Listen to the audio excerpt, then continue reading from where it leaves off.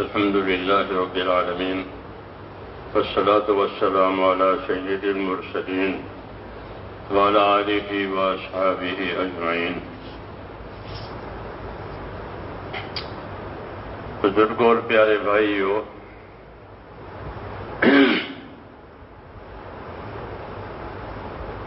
حضور اکرم صلی اللہ علیہ وسلم کو اللہ تبارک و تعالیٰ نے پورے عالم کے لیے بھیجا.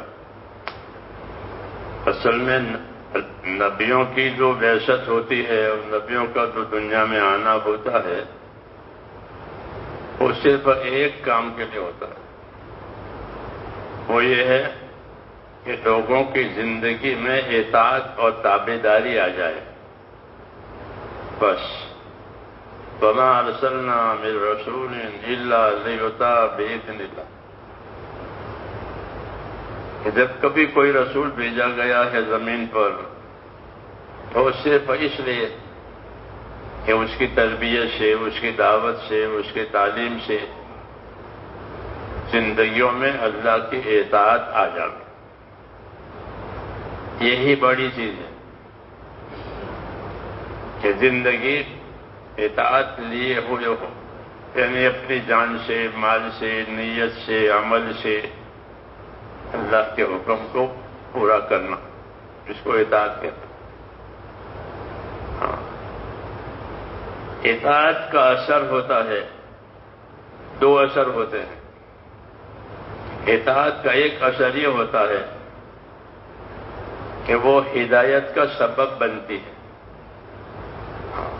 فَإِن تُطِيعُوهُ تَهْتَدُوا، کہ اگر تم رسول کی اطاعت کرو گے تو رسول کی راہ پاؤ گے. رسول کی اطاعت نہیں ہوئی تو رسول کی راہ نہیں ملی.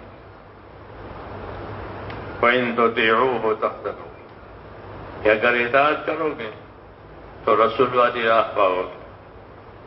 دوسرا کہ اطاعت رحمت کا ذریعہ بنتی ہے، یعنی حالات میں رحمت آتی ہے، رحمت کے حالات آتے ہیں.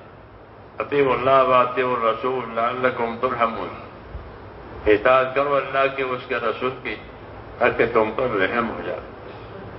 تو رحم لانے کے لیے بھی اور اپنے آپ کو سیدھے راستے پر چلنے کے لیے بھی یہی ذریعہ ہے کہ زندگیوں میں اطاعت اور تابعداری آ گیا. ہاں، رسول کو اسی لیے بھیجا جاتا ہے. رسول دنیا میں آ کر کے اپنے طریقے بتاتا ہے.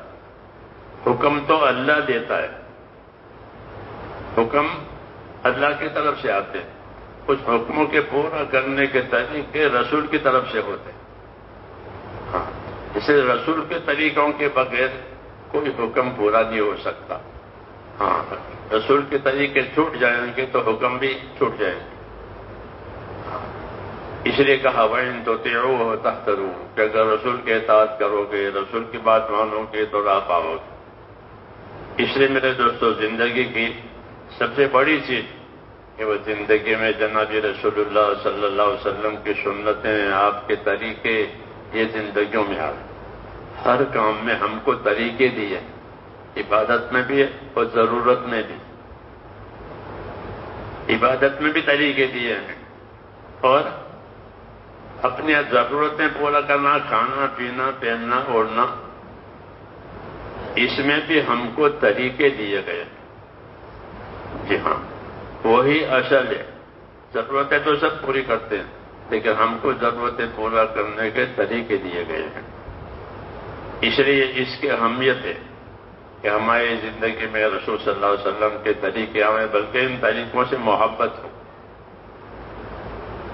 کہ من احب سنتی فقط احبنی ومن احبنی کان معی فی الجنہ، کہ جس نے میری سنت سے محبت کی اس نے مجھ سے محبت کی، اور جس نے مجھ سے محبت کی وہ میرے ساتھ جنت میں ہوگا. بڑی بڑی بشارتیں ہیں اس پر. حضور صلی اللہ علیہ وسلم کے آنے سے پہلے جو طریقے تھے وہ جاہلیت کے تھے، اس کو مٹا دیا، اس کو مٹایا اور آپ کو نے اپنے طریقے دیے. اب یہ طریقہ ہے، یہ طریقہ ہے، اس طرح. جی ہاں، لوگ خانہ کعبہ کا طواف ننگا کرتے تھے. ہاں، طواف تو کرتے تھے. ایک اثر تھا جاہلیت کا کہ ہمارا دور اثر. حالانکہ طواف ایک ایسی عبادت ہے جو ایک ہی جگہ ہوتی ہے اور کہیں نہیں ہوتی ہے. باقی عبادتیں تو ہر جگہ ہو جاتی ہیں. اس کی یہ حالت بنائی تھی جاہلیت کی وجہ سے، اس کو ختم کرایا. یہ مثالیں ہیں کہ جاہلیت کے طریقے اب بھی اگر وہ حضور صلی اللہ علیہ وسلم کی سنتوں والے طریقے ہماری زندگی نہیں ہوئے تو وہ جاہلیت ہو جائیں گے. ہاں، خالی نہیں رہے گی زندگی، یا یہ وہ. یہ قاعدہ ہے، اس لیے اس کی تاکید کی گئی ہے کہ اپنی زندگیوں کو سنوارے اور مزاج اطاعت کا بنایا ہے تاکہ زندگی کے ہر موڑ پر ہم کو سنت سے رہبری ملے. ایک اطاعت کا مزاج. حضرات صحابہ رضی اللہ تعالیٰ عنہ کا مزاج جو تھا وہ یہ مزاج کہ اطاعت کیا حکم ملا ہے بس ہم اس حکم کو دیکھیں گے.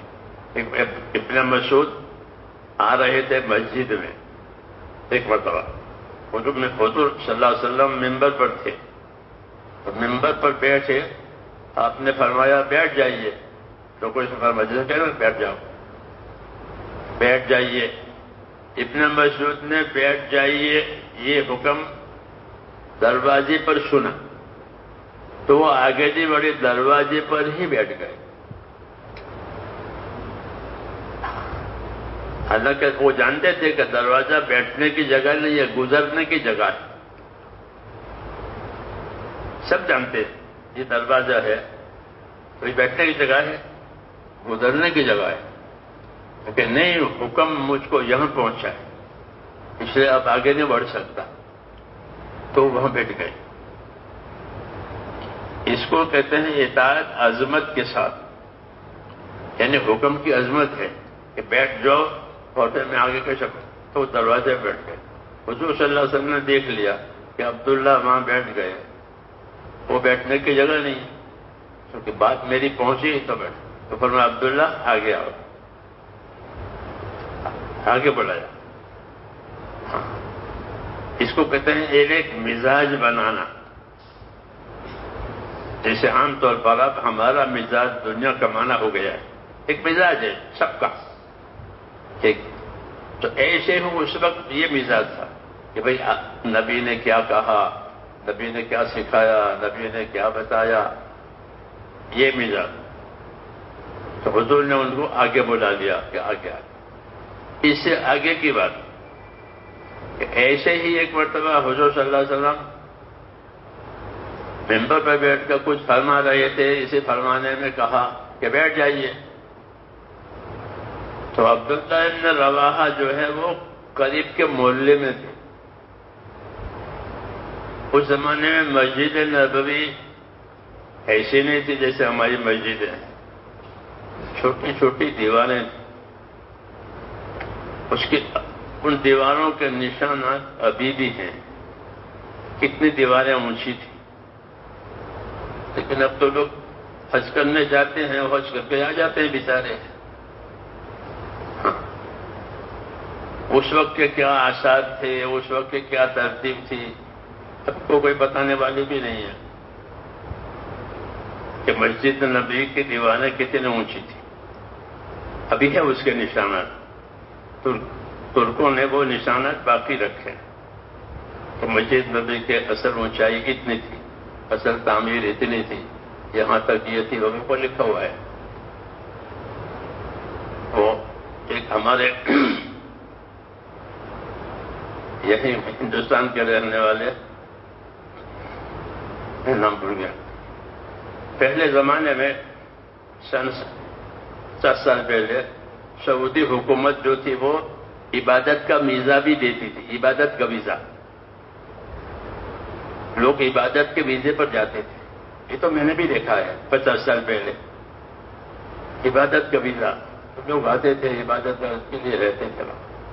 ایسے بہت سے ہمارے یہاں کے لوگ بھی عبادت کی وجہ پر جاتے تھے، تو وہ عبادت ہی کرتے تھے، وہاں کوئی کمانے ومانے کی بات نہیں ہوتی تھی، وہ جاتے ہی اس وجہ سے تھے کہ وہاں جا کے عبادت کریں، تو عبادت بھی کرتے تھے، اور چونکہ وہ دیندار تھے، دین سے واقف تھے، تو ہمارے جیسے ناواقف کوئی چلا گیا تو ان کو سارا بتاتے تھے حدیث کی روشنی میں کہ یہاں یہ تھا، یہاں یہ تھا، یہاں یہ تھا، ہم تم کو مسجد نبی کی زیارت کرائے، تو مجھے بھی زیارت کرائی انہوں نے کہ دیکھو یہاں یہ تھا، حدیث میں یہ تھا پورا.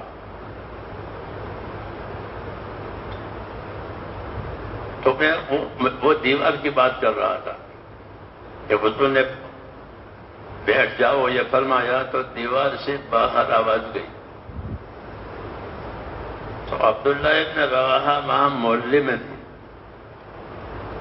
انہوں نے سنا کہ بیٹھ جاؤ، تو وہ محلے میں ہی بیٹھ گئے. حالانکہ وہ تو یہاں سامنے والوں سے ہوتے ہیں بات بیٹھ جائیے.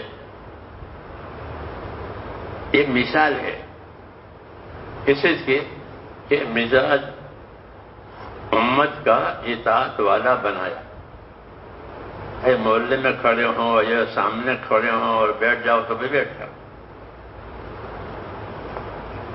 تو وہ محلے میں بیٹھ گئے. حضور صلی اللہ علیہ وسلم سے لوگوں نے آ کر عرض کیا کہ عبداللہ ابن رواحہ نے آپ کا ارشاد سن کر کے وہ وہاں بیٹھ گئے. آپ نے ان کو دعا دی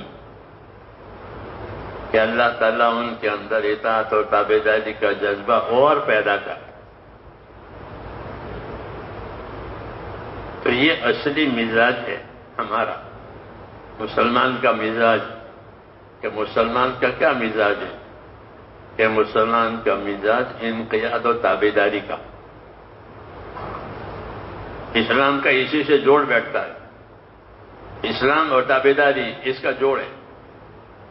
اسلام اور نافرمانی اس کا کیا جوڑ ہے؟ کہ اسلام بھی ہو اور نافرمانی بھی ہو، اس کا کوئی جوڑ ہے؟ اس کا کوئی جوڑ ہے. کہ اسلام یعنی انقیاد، تابعداری، اور تابعداری کا مطلب یہ ہے کہ اللہ کے حکموں کو دیکھا جائے اور اللہ کے حکموں کو پورا کرنے کے لیے نبی کا طریقہ لیا جائے. اس کو کہتے ہیں دین. کہ دین کے دو بنیادیں ہیں، ایک اتباع سنت اور ایک اخلاص نیت. ہمارے حضرت رحمۃ اللہ علیہ یہ فرماتے تھے کہ دو چیزیں یہ بڑی ہیں، اخلاص نیت اور اتباع سنت. یہی دین ہے کہ نیت میں اخلاص اور عمل میں سنت کی تابعداری. کیونکہ ہم کو طریقے دیے گئے ہیں، خدا نے حکم دیے ہیں، نبی نے طریقے دیے ہیں. اور طریقے بہت ہوتے ہیں، جی ہاں، حکم تو تھوڑے ہوتے ہیں، لیکن اس حکم کے پورا کرنے کے لیے طریقے زیادہ ہوتے ہیں. طریقے زیادہ اس لیے ہوتے ہیں کہ لوگوں کی حالتیں مختلف ہوتی ہیں. تو حالتوں کے مختلف ہونے کی وجہ سے مختلف طریقے ہوتے ہیں تاکہ آسانی ہو جائے. آسانی ہو جائے. جی ہاں، جیسے دوائیں ہوتی ہے وہ پینے کے بھی ہوتی ہے، لگانے کی بھی ہوتی ہے، نگلنے کے بھی ہوتی ہے. جی ہاں، جس طرح کی ضرورت ہو اس طرح اس کو استعمال کرو. کہ یہ پینے کی دوا ہے اور یہ پھانکنے کی، اب تو کہ ایک ہی ہو گئی، گولیاں کہتے ہیں. جی ہاں، ورنہ 4 طریقے تھے اندر جانے کے طبی اعتبار سے، پھانکنے کی، چاٹنے کی، نگلنے کی اور پینے کی. یونانی میں یہ 4 طریقے تھے اندر دوا جانے. جو طریقہ آسان ہو وہ مریض کو دیا جائے. ایسے ہی سنتوں میں بھی کہ مختلف طریقے ہوتے ہیں. کیوں؟ تاکہ جو طریقہ بندے کے لیے آسان ہو وہ اس کو دیا جائے. یہ بھی ایک اللہ کا کرم ہے کہ اللہ تعالیٰ اپنے اطاعت و تابعداری میں ہماری آسانیوں کو ملحوظ رکھتے ہیں. یرید اللہ بکم اليسر ولا یرید بکم العسر، اللہ کا ارادہ تمہارے ساتھ آسانی کرنے کا ہے، اللہ کا ارادہ تمہارے ساتھ دشواری کرنے کا نہیں ہوگا، لیکن ہم کو دین دشوار معلوم ہوتا ہے۔ وجہ کیا ہے کہ ہمارا مزاج نہیں بنا۔ ایسے جانور کا جب تک مزاج نہ بنے تو وہ کام نہیں کرتا، اس لیے اس کو سکھاتے ہیں، اس کا مزاج بناتے ہیں۔ گھوڑا ہو، ہاتھی ہو، بیل ہو، اس کو سکھاتے ہیں۔ جب اس کا مزاج بنے گا بس پھر وہ کام بھی کرے گا اور مانوس بھی ہوگا جانور میں، کیونکہ ہم لوگ دیہات کے ہیں، ہمارے جانور ہوتے ہیں تو ہم کو معلوم ہے۔ میں بھینس کو پانی پلانے چلا چھوٹا تھا تو وہ تالاب میں چلی جاتی تھی پانی پینے کا، تو پی کے نکلتی نہیں تھی، گرمی ہوتی تو اندر رہے، تو میں چلا آتا تھا، پھر جب وہ اندر رہتی، پھر جب اس کا جی چاہے وہ نکل کر سیدھی گھر آتی تھی۔ جی ہاں، اس کو گھر معلوم ہے۔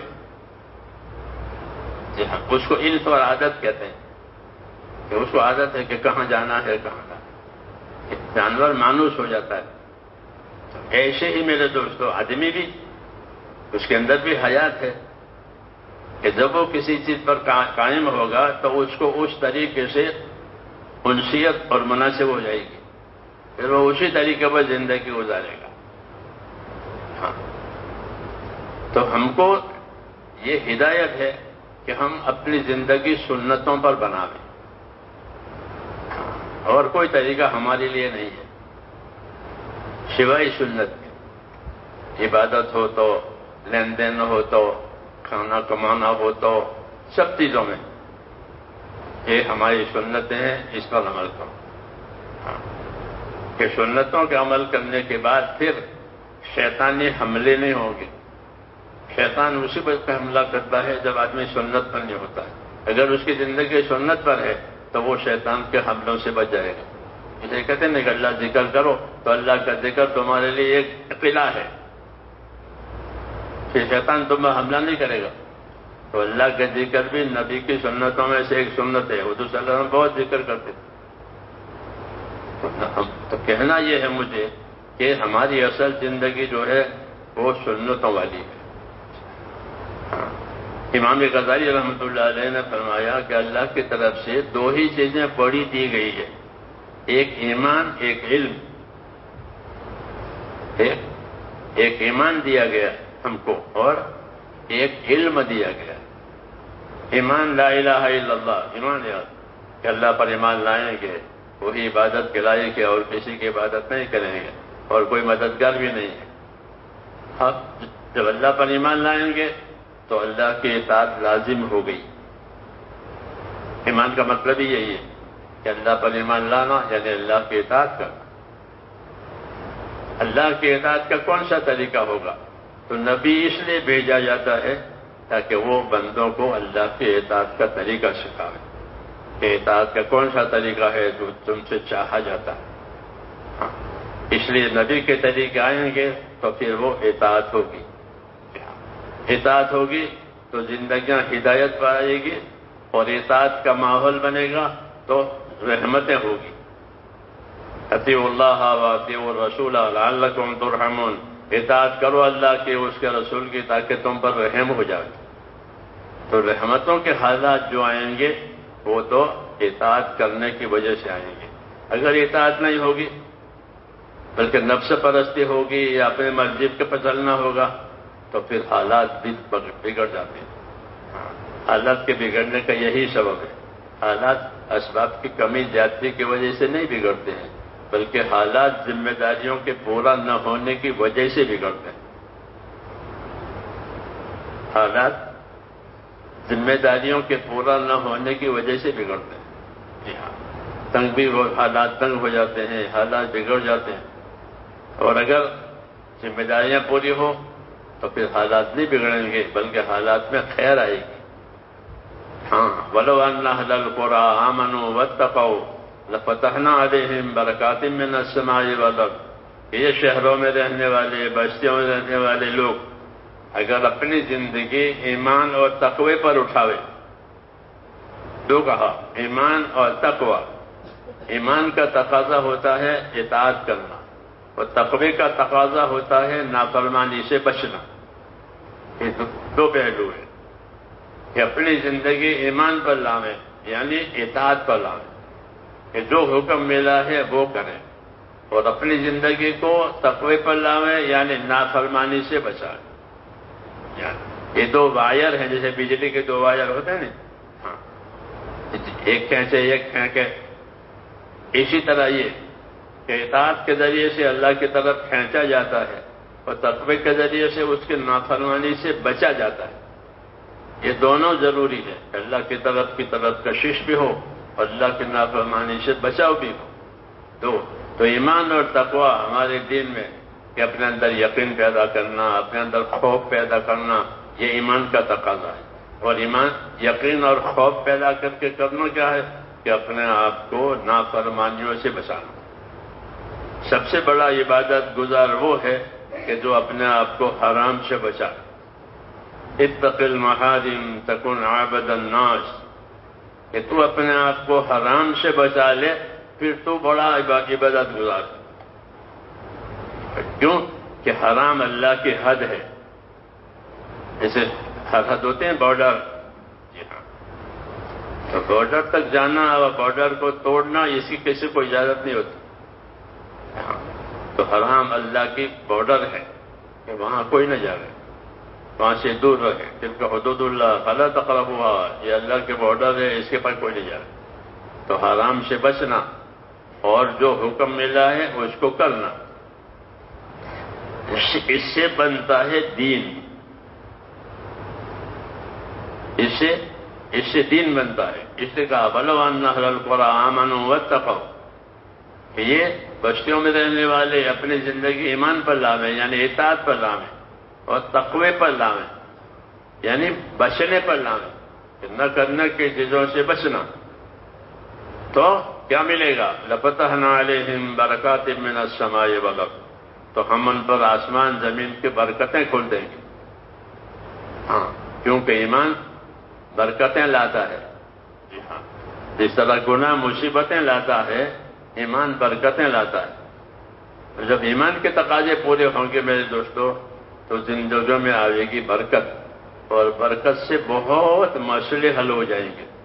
جب اللہ برکت دیں گے پھر کوئی مسئلہ ہی نہیں رہے گا، جی ہاں، کہ برکت ہو گئی یعنی مسائل آسان ہو جائیں گے، ہاں، پھر مسائل باقی نہیں رہیں گے۔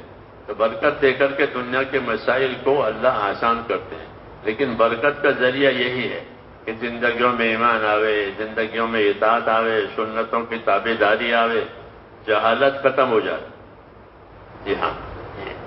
اس لیے اپنا دین سیکھنا بہت ضروری ہے،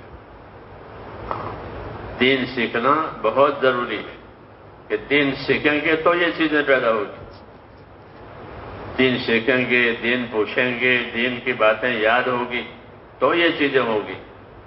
ہمارا سیکھنا سکھانا یہ ساری عمر کا کام ہے، ہاں جی، ساری عمر کا، کہ اپنے دین کی بات سیکھو، اپنے دین کی بات پوچھو، تاکہ زندگی اطاعت کے ساتھ گزرے۔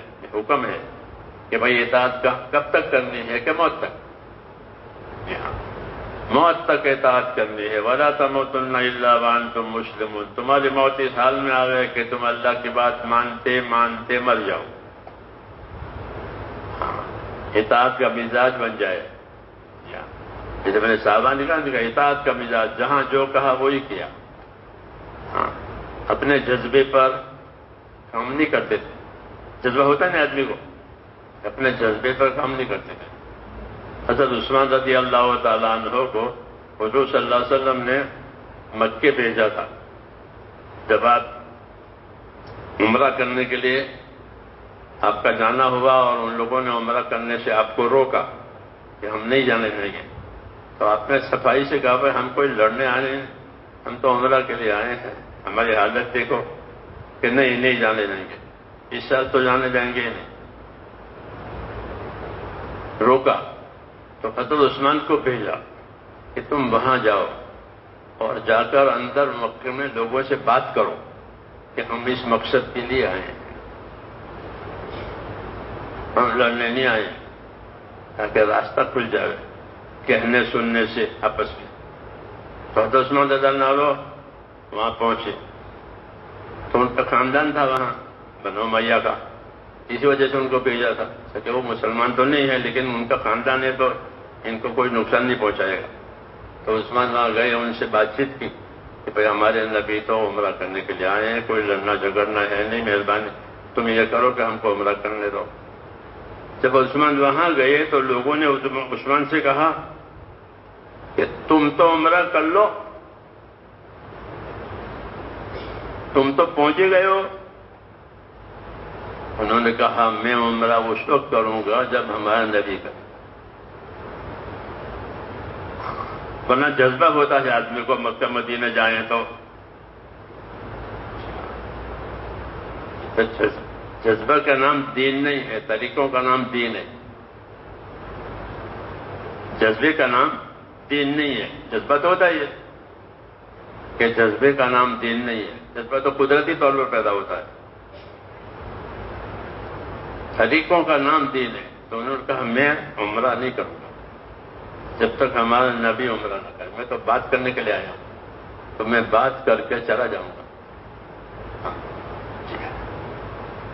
تو یہ ہے کہ وہ اپنے جذبے پر نہیں ہوتے تھے بلکہ اپنے طریقے پر، اپنے اطاعت پر ہوتے تھے۔ یہ اصلی مزاج کہلاتا ہے کہ مسلمان کا مزاج ایمانی مزاج، مسلمان کا مزاج ایمانی مزاج، جذبے والا نہیں۔ نہ لوگوں نے ان کو کہا کہ تم تو آ گئے ہو تم کر لو، نہ ہم جب کریں گے جب ہمارا نبی کرے گا، یہ ہمیں نبی فرمائیں گے، یہ ہوتا ہے۔ اس لیے وہ حضرات جذبے کے تابع نہیں تھے، اپنے شوق کے تابع نہیں تھے بلکہ اپنے حکم کے تابع تھے، اور یہی ہے، اسی کو تربیت کہتے ہیں، اسی کو تربیت کہتے ہیں۔ جب تربیت ہو جاتی ہے تو پھر ایک ہی چیز دیکھی جاتی ہے کہ مجھے اللہ نے کیا حکم دیا ہے، مجھے نبی نے کیا طریقہ بتایا ہے۔ یہ زندگی ہوتی ہے ایمانی زندگی، ایمانی مزاج۔ تو یہ اصل چیز ہے ہمارے دین میں کہ ہمارا مزاج ایمانی بنے، کہ ہر حال میں جو حکم آوے، جو طریقہ آوے اسی کو لیا جائے، اسی کی کوشش کرنی ہے، اسی کو سیکھنا سکھانا ہے، اور اسی چیز کو اللہ تعالیٰ سے مانگنا ہے۔ ہاں کہ اللہ تعالیٰ ہم کو یہ نعمت عطا فرمائے کہ ہماری زندگی ایمانی بنے، ہماری زندگی ہدایت والی، سنت والی بنے۔ اپنے دل پر لے کر اللہ سے مانگا جاوے، اور مانگتے ہوئے بھی پھر اس کو سیکھا جاوے، پوچھا جاوے کہ اس کا کیا طریقہ ہے، اس کا کیا طریقہ ہے، کیونکہ ہم کو تو ہر لائن کے طریقے دیے ہیں۔ اللہ توفیق عطا فرمائے۔ یہ مذاکرے اسی وجہ سے ہوتے ہیں ہاں کہ زندگی کی یہ کمی دور ہو جاوے، اور جو زندگی کا جو کمال ہے وہ کمال پیدا ہو جائے۔ اللہ توفیق عطا فرمائے۔ اللهم صل وسلم وبارك على سيد المرسلين وعلى آله وصحبه أجمعين۔ ربنا إننا آمنا فاغفر لنا ذنوبنا وقنا عذاب النار۔ اللهم أرنا الحق حقا وارزقنا اتباعه، وأرنا الباطل باطلا وارزقنا اجتنابه۔ ربنا وفقنا لما تحب وترضى، واجعل آخرتنا خيرا من الأولى۔ ربنا آتنا في الدنيا حسنة وفي الآخرة حسنة وقنا عذاب النار، وصلى الله تعالى على خير خلقه محمد۔